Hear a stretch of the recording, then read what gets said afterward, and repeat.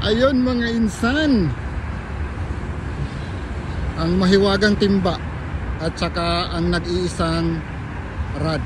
Yan, tingnan natin yung mahiwagang timba, be. Tsanat, tsanan. Uy, may dalawang buntot mga insan.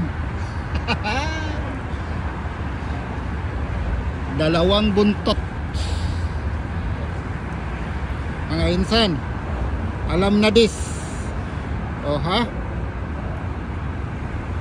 Kaya ano pang ginagawa nyo? Bumili na kayo ng Teflon sa hardware, baka magkaubusan na. Yehoo! Kaya andyan muna yan mga insan, kasi wala man tayong dalang ice. Malapit lang din kasi yung bahay natin. Dyan muna yan. Yan yung legendary rad natin mga insan. Nag-iisa lang yan. Isang rad lang, sulit na. Yon.